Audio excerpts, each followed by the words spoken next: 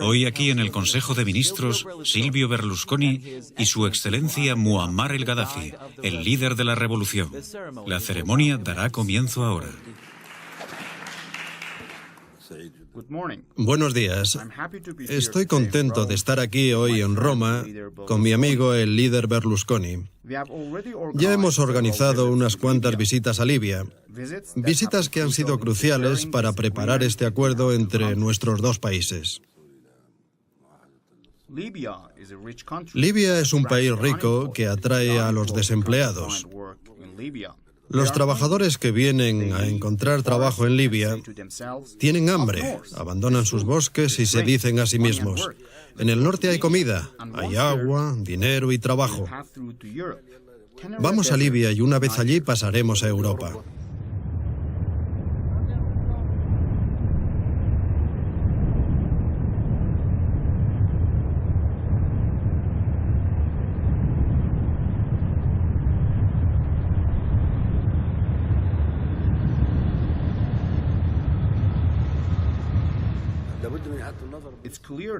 Está claro que Europa les atrae y esta atracción fomenta la inmigración. Asilo político. Hay millones que van buscando asilo político. Millones van a Europa y, aunque no lo creáis, todos buscan asilo político. Es gracioso, pero increíble.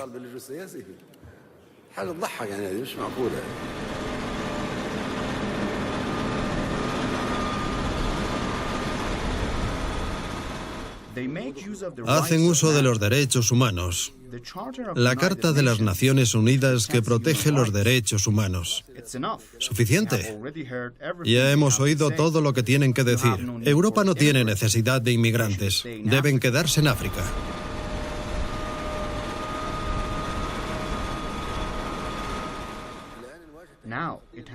Ahora es muy difícil detener la inmigración. Es una seria amenaza.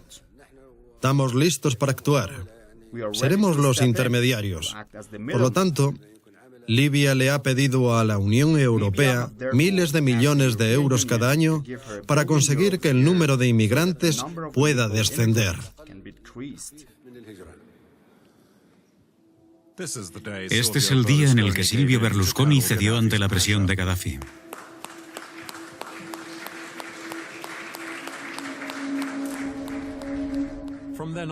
De ahí en adelante fue el deber de Libia contener y mandar de vuelta a los inmigrantes con dirección a Europa. Sin embargo, miles de africanos todavía sueñan con una vida mejor. Hay un flujo continuo desde Libia. Están huyendo de la pobreza, de la guerra y de las dictaduras. Todos ellos arriesgan sus vidas cruzando el desierto. Esta es su historia.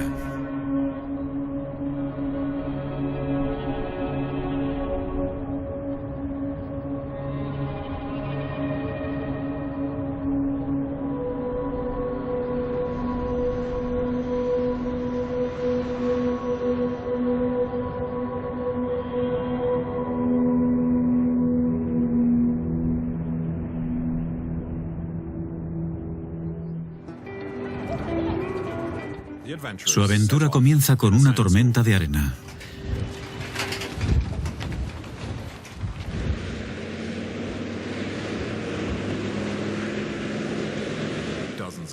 Docenas de camiones se reúnen a la entrada de Agadez para aprovecharse del camión militar que cruza el desierto una vez a la semana. Nicolás Sarkozy, él dijo que si era elegido presidente, todos los africanos deberían irse. Lo oímos y ha empezado a ponerlo en práctica. Porque a mucha gente de Mali que solía vivir allí, los han traído de vuelta a donde vivimos. Pero no está bien, porque hay muchos franceses que viven en Mali y no decimos nada. Si los franceses necesitan venir a Mali, no hay problema. Pero si nosotros necesitamos ir a Francia, sí nos ponen muchos problemas. Todavía siguen tratándonos como animales.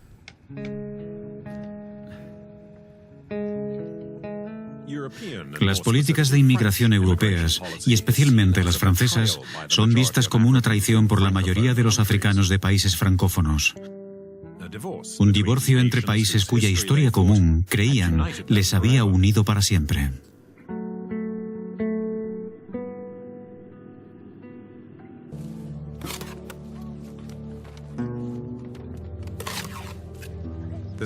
Este hombre de Mali solo tiene 21 años. ¿Cuánto dinero necesita una persona para llegar a Libia? Para llegar a Libia necesitamos 55.000. ¿Estás trabajando para conseguir el dinero suficiente para irte? Sí. Los aventureros usarán esta vieja camioneta Toyota para cruzar a Libia. Fusini está mojando las cantimploras para mantenerlas frías. ¿A qué hora salís? No sé a qué hora salimos. A lo mejor esta noche sobre las 6 o las 7. Sois un grupo muy unido. Sí, parece que seremos 30. ¿30 en esa camioneta? 30 en esa camioneta. Si alguien se cae, el conductor no parará. Esa es la norma. La última parte del desierto, cerca de Gatroun, en Libia, es la más peligrosa. En el gueto se advierte a los hombres. No hay suficiente espacio en el vehículo para todo el mundo. Solo hay 5 plazas. Uno tendrá que marcharse más tarde. Lo hemos echado a suertes y le ha tocado a un hermano de Guinea. Él se quedará, pero está discutiendo el resultado, así que tenemos un problema. Usman intenta interceder por un compatriota de Mali, así que el guineano se quedará. La famosa solidaridad de los aventureros está a punto de quebrarse. Bajo presión, el miedo de quedarse atrás es demasiado fuerte. Ali, la mano derecha de Mohamed Boss, tomará la decisión. Así funcionan las cosas en el gueto. Como os dije, la gente de nuestro grupo, los que vinieron aquí conmigo, esos son los que irán. Vamos a viajar con ellos, ¿entendido? Los que estaban ya aquí, o los que estaban en otro gueto, o aquellos que vinieron con nosotros pero se cambiaron de gueto, no tienen nada que hacer, ¿vale? Solo vamos a cuidar de nuestro grupo. Ali quiere separarnos. Eso es imposible. No nos puede hacer eso.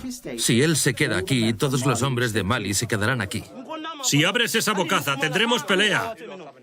No me insultes. Vamos, vamos, vamos. ¿Quién te crees que eres? Tranquilo. Vamos, tranquilo. Desde ayer hemos estado hablando y hablando y hablando. Se acabó. ¿Cuál es el problema? Los que no estén con nosotros simplemente se tienen que ir. No, no, no. No estoy de acuerdo. No estoy de acuerdo. Tras la discusión, los aventureros se van a otro gueto. Me cruzo por casualidad con Emmanuel en una esquina. ¿Qué está pasando? Bueno, esta noche nos movemos. Hoy partimos hacia Gatroun. El coche está listo. Ya he terminado de atar mi cantimplora. Incluso si no lo consigues, siempre ganas algo. El espíritu. Incluso si no ganas dinero, ganas inteligencia. Tendrás fe. Tendrás coraje. También tendrás tus pensamientos, todas las historias que has vivido. He sufrido mucho a lo largo del viaje. He pasado 5 años en esta aventura. Mi madre no sabe dónde estoy. Con suerte, ya estará muerta. Y eso me parte el corazón. Mi sueño es ir a Libia. Si consigo dinero, tengo muchos proyectos. Abriré una peluquería para poder cuidar de mi hermano pequeño. Hoy ese es mi sueño.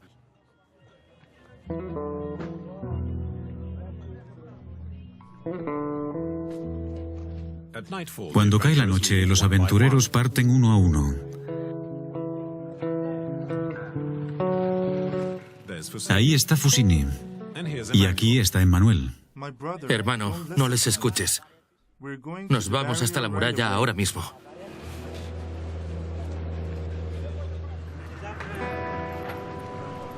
El embarque se hará a la salida de Dirkou, enfrente del puesto fronterizo del ejército, donde está prohibido grabar.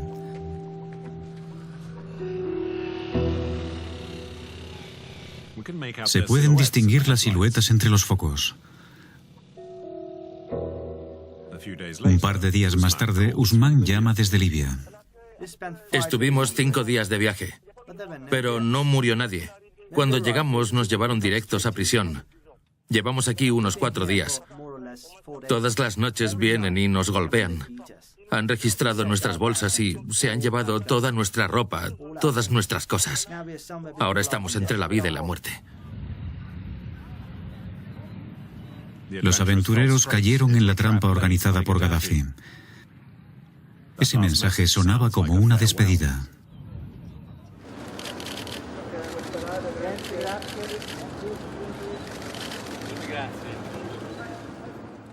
Los africanos viven en el bosque o en el desierto.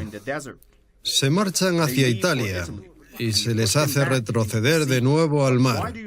Pero, ¿por qué los mandan de vuelta? Si de verdad quieren respetar los derechos humanos, no deben parar a los inmigrantes. Déjenles venir. ¿Por qué? Porque lo que hacen es lo opuesto a los derechos humanos. Quieren abandonar África y venir a Europa. Pues denles la bienvenida.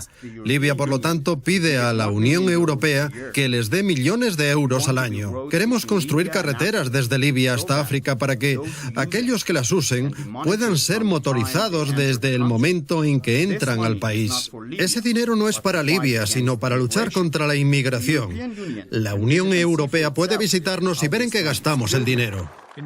En junio de 2009, las relaciones entre Berlusconi y Gaddafi aún eran cordiales. Pero los tiempos cambian. Estamos en la primavera de 2011.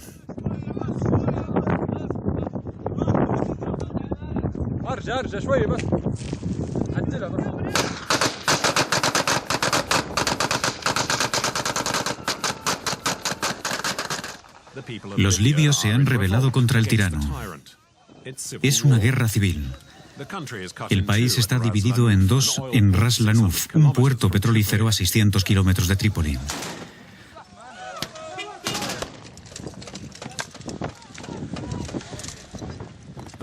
Los guerreros son civiles inexpertos que no tienen ninguna oportunidad contra los mercenarios del dictador.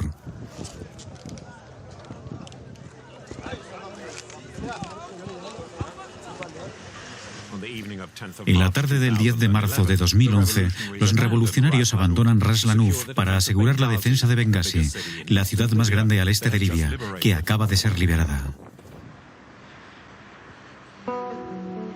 La ciudad de Bengasi está nerviosa, temen un ataque inminente. La gente ha comenzado a hablar de las atrocidades del régimen. Un exoficial de Gaddafi accede a reunirse conmigo en el Hotel El Fadel, donde Berlusconi y Gaddafi se reunieron en 2008 para preparar su acuerdo respecto a los inmigrantes africanos. El teniente coronel Hassan Al-Gatous trabajó para los servicios de inmigración antes de cambiarse de bando, asqueado por los métodos de Gaddafi. Realmente Gaddafi nunca tomó medidas para detener la inmigración ilegal. Se aprovechó de este problema para amenazar a Europa, para asustarles con los peligros de una invasión.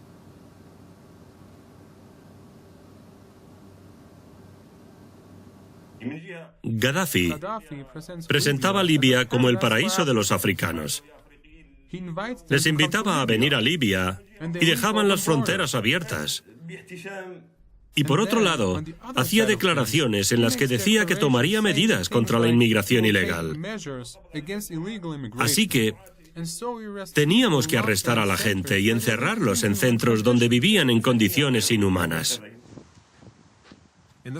Al sur de Bengasi se encuentra un centro de interrogatorio secreto donde los inmigrantes eran detenidos y torturados. En Libia existen docenas de centros como este. Cuando la ciudad cayó en manos de los insurgentes, los prisioneros escaparon. Las oficinas fueron saqueadas, pero aún permanecen allí muchos documentos oficiales en los que los inmigrantes que caían en la trampa eran metódicamente identificados. Era como un tráfico de personas. La esclavitud del siglo XXI. La esclavitud moderna. Al inmigrante ilegal se le mete en prisión y se queda allí hasta que paga lo que le piden.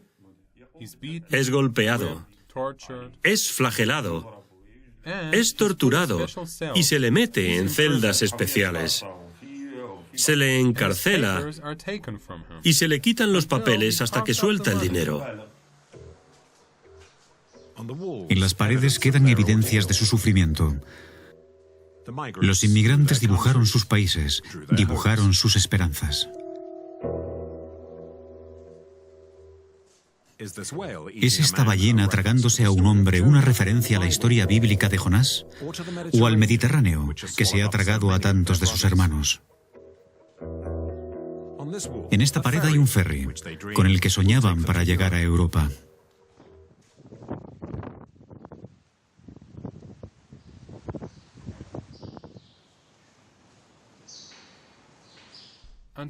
Hasta que soltaban la pasta. En nuestras prisiones, nadie ha visto el más mínimo respeto por la humanidad. Y antes, Gamfuta era incluso peor. Estaba sobresaturada.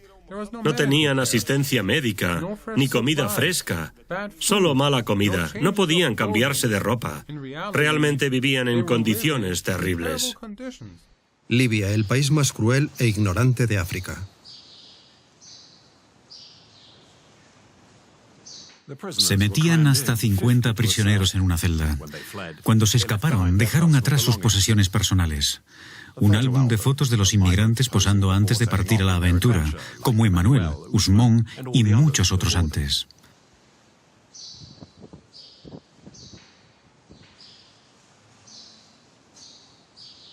Estas fotos fueron encontradas en las oficinas. Las organizaciones europeas nos han visitado en el pasado. Ellos no vieron las prisiones sobresaturadas, llenas de mujeres, niños y enfermos. Estoy seguro de que no vieron nada de todo ello. No vieron esas prisiones con toda su crueldad. Pero creo que el gobierno italiano y sus servicios de información sabían perfectamente lo que pasaba. Lo sabían muy bien. Aquellos cuya tarea era decidir la política europea de inmigración prefirieron hacer la vista gorda.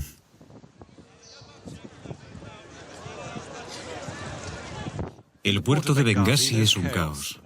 El ejército de Gaddafi está a las puertas de la ciudad y los trabajadores inmigrantes intentan escapar. Los sirios están embarcándose en un ferry hacia Egipto.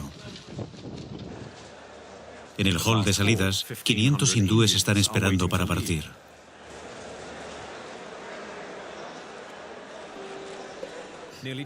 Cerca de 1 millón de inmigrantes trabajaban en Libia.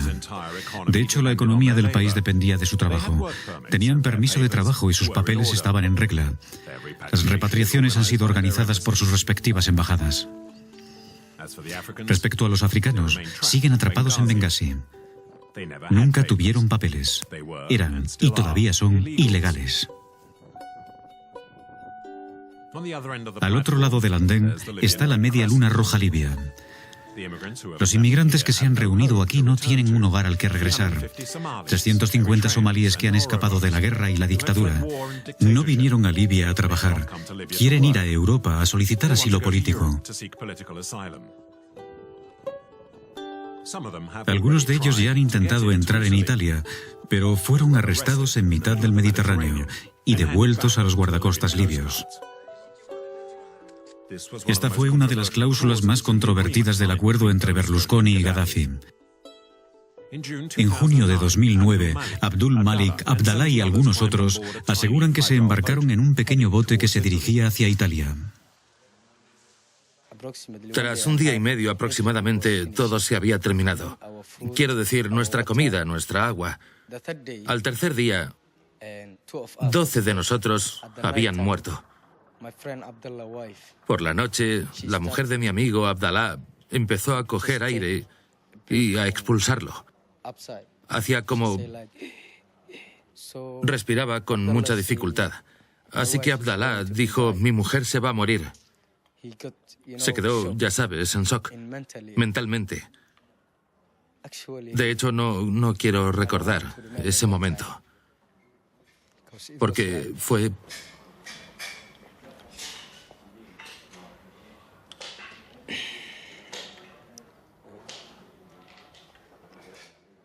Eran como las 12 o la 1 de la mañana. Vimos unas grandes luces. Pero No era Italia. Era un barco enorme de la Armada Italiana. Nos preguntaron, ¿sois somalíes? Les respondimos, sí, somos somalíes. Y ellos nos respondieron algo así como, qué bien que seáis somalíes. Venid con nosotros, os daremos un buen recibimiento. Os llevaremos a Italia. Y nosotros les creímos. ¿Qué pasó después? Nos entregaron a los guardacostas de la Armada libia. ¿En medio del mar? En medio del mar. ¿Sabes cómo es una red? Nos pasaron de un barco a otro con una grúa pequeña. Nos metieron en una red de pesca y nos dejaron a bordo del barco libio. 4 a la vez en la red, y después la grúa nos llevaba de un barco a otro. Una vez estuvimos en el barco de la Armada libia. Ellos solo nos dijeron, manos arriba. Todos pusimos las manos arriba y ellos nos cogieron y con un palo electrificado, nos golpearon. A todos. Nos golpearon 2 veces, 3 veces. En ese momento no teníamos energía. Todo el mundo estaba como temblando así. Y nos caímos al suelo.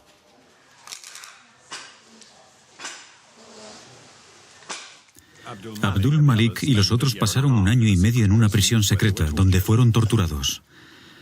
Nadie sabe exactamente cuántos inmigrantes murieron, perdidos en mitad del mar, probablemente miles. Eso es lo que un joven guardacostas le cuenta a mi traductor libio. Mi nombre es Assem El Hamari. Soy un guardacostas en la lucha contra la inmigración ilegal. He sido destinado a Benghazi, Suara, Sirte y Bridi. ¿En operaciones de rescate? He estado en operaciones en Slitán. Recogimos cuerpos en mitad del océano. ¿Cuerpos de inmigrantes ilegales? Sí, inmigrantes ilegales. Su barco se hundió, fue destrozado. Hemos recogido cientos de cuerpos flotando en mitad del océano. La gente que organiza los viajes a Europa son guardacostas. Las fuerzas de seguridad. Son ellos los que organizan el tráfico de inmigrantes. ¿Los hombres de Gaddafi? Sí, reciben las órdenes directamente de los dirigentes del régimen. A pesar del acuerdo firmado con Italia, los inmigrantes ilegales han seguido navegando desde la costa de Libia y el negocio del tráfico de inmigrantes está floreciendo. En el puerto de Benghazi nadie quiere hablar. Pero un pescador tunecino acepta hablar con nosotros de espaldas a la cámara. Está bien vigilado, así que ¿cómo consiguen pasar? ¿Y quién lo organiza? No soy yo, un simple pescador.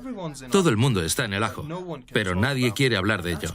Eso sería pasarse de la raya. Por ejemplo, yo voy a la ciudad. Voy a sitios donde se puede encontrar a gente de Níger, de Mali. Conozco una forma de llegar a Italia, a Grecia, incluso a Creta. Entonces les recojo y les envío a otra persona, a otro intermediario, que les lleva a su casa, a un campo o a un edificio. Les da de comer y les agrupa, 200 o 300, dependiendo del barco. Un barco como este tiene una capacidad de 100 o 200 y meten a 300 dentro. El barco puede llegar o no. Lo que cuenta no son los seres humanos, es el dinero. El tráfico de inmigrantes hacia Italia fue fomentado por el propio Gaddafi. Esto fue un golpe del genio de Gaddafi. Ofreció préstamos de 60.000 dinares libios a gente joven. Tenían que presentar un estudio viable, un plan económico.